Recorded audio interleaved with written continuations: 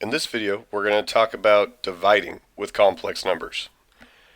Now, as you may be aware, there is a rule that says we are not supposed to have square roots, really not supposed to have radicals, in a denominator for a final answer.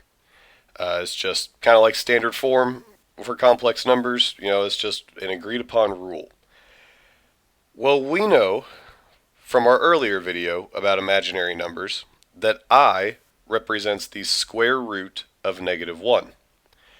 If I represents the square root of negative 1, and we can't have square roots in the denominator, then by extension, that means we're also not allowed to have I in the denominator. So if we look at this example here, we've got 3 divided by 4i. Well, certainly 3 does not divide by 4 evenly, and if we ignored the I, we would just leave that as 3/4, right? There's no simplifying or reducing that we can do for the fraction. There's nothing to do there. The catch is this is not an acceptable final answer because we need to what we call rationalize the denominator, and we need to get I out of there. Now, the way we're going to do this is if you think back to when you first learned about fractions, something that came along with that lesson was probably learning how to find a common denominator. For example, maybe you were given the fraction 1/2, and you were asked to change that to being over 8. And so the way that happens, or way you were taught to do that, would be certainly we know 2 times 4 would give us 8. But we can't just magically multiply a number by 4 and have that be okay. So what we do instead is we multiply both the denominator and the numerator, both top and bottom, by 4. And if we're multiplying by 4 over 4, then that means all we're really doing is multiplying by 1, and so that's what makes it okay.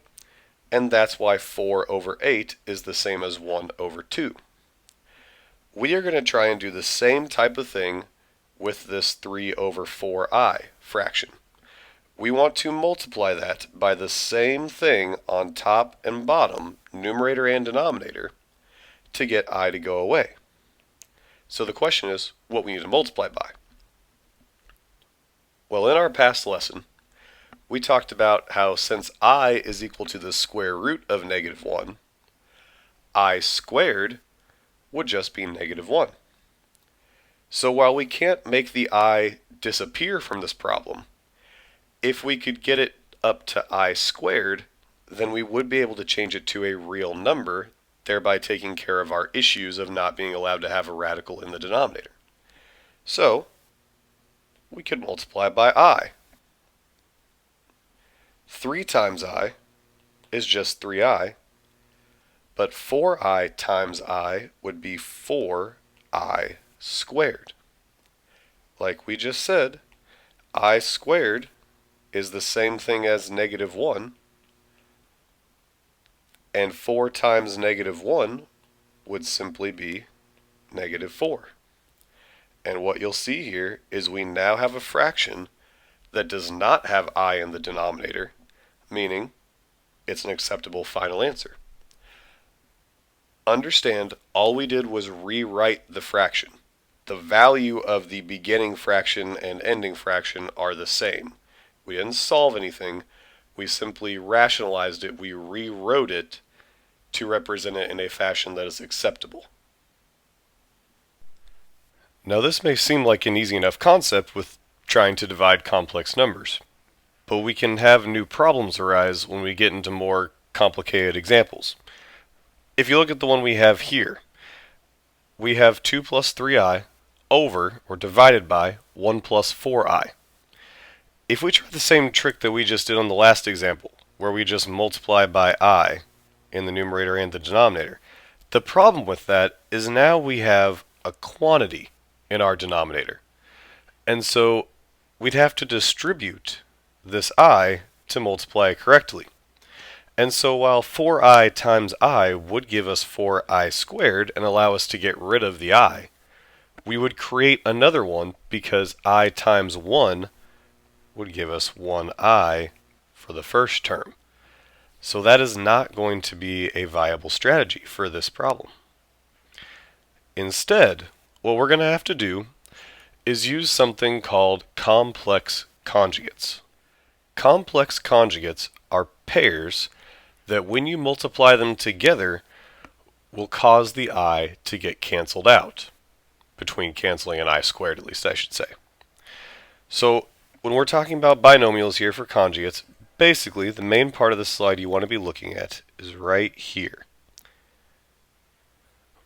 In order to have two pairs be specifically conjugates of each other, the idea is you need to change the sign of the imaginary term, meaning if what you are given has a positive imaginary term, positive imaginary part, you want to switch it to negative.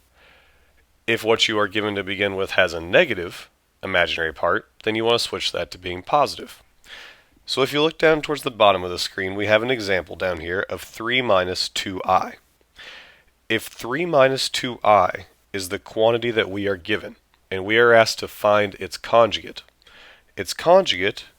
would simply be the exact same binomial, but we need to change the sign of the imaginary term. So since it's negative 2i, its conjugate would be 3 plus 2i. Let's go ahead and FOIL these. Let's go ahead and multiply these together so you can see why conjugates are so useful to us. 3 times 3 would give us 9. 3 times 2i would give us 6i. Negative 2i times 3 would give us negative 6i. And negative 2i times positive 2i, negative 2 times positive 2 is negative 4. I times I is I squared. What you may notice here is that 6i minus 6i cancels, leaving us with only 9 minus 4i squared. And we've already discussed earlier in previous lessons that I squared is equal to negative 1. So we could write this as 9 minus 4 times negative 1. Negative 4 times negative 1 is positive 4. And 9 plus 4 is a nice, simple 13. A real number with no i's or anything like that left. That is the usefulness of conjugates. So now, let's apply our new knowledge about conjugates to this example. Remember, the only problem with this example is the I in the denominator. I don't have a problem with i's up in the numerator. So when I'm looking for a conjugate, I'm looking for a conjugate of the denominator. That's where I'm trying to get rid of the i's. So the question is, what is the conjugate of 1 plus 4i? Well, the conjugate would be 1 minus 4i. You are changing the sign of the imaginary part. But if I multiply by 1 minus 4i in the denominator, I have to also multiply by 1 minus 4i in the numerator to make sure I keep this all the same, keep this still, keep the value the same. Which means basically we have two separate foiling problems on the numerator and on the denominator. I'm going to start with the denominator to make sure things are canceling out like they're supposed to. 1 times 1 would be 1. 1 times negative 4i would be negative 4i. 4i times 1 would be positive 4i. And 4i times negative 4i, 4 times negative 4 is negative 16. I times I is I squared. I do see that my two middle terms here cancel, so it looks like I can feel pretty confident that I have chosen my conjugate correctly. So now I'll continue on multiplying the numerator as well.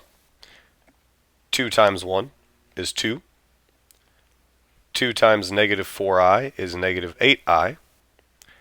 3i times 1 is 3i.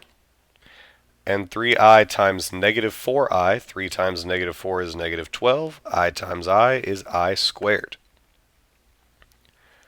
Continuing on, I can go ahead and combine my two like terms in my numerator because the i's are not going to cancel here, which is fine. We only want them to cancel in the denominator.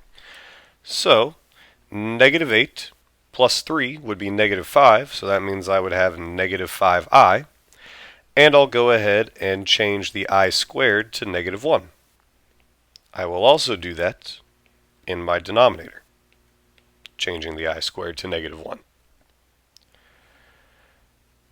In the numerator, negative 12 times negative 1 would be positive 12, meaning we have 2 minus 5i plus 12. In the denominator, negative 16 times negative 1 would be positive 16. Remembering the rules of standard form, I have to have my real part come first, so 2 plus 12 gives me 14. Then I still have the minus 5i. Your numerator has to be written in that order. 1 plus 16 would give me 17 in the denominator. I do want to take a quick check to make sure that I can't simplify this further, but very quickly I see that 14 and 5i do not have any common factor that we can pull out, so yes, we are indeed done with this problem. And that would be our answer, because notice I is no longer in the denominator. We just have a real number there.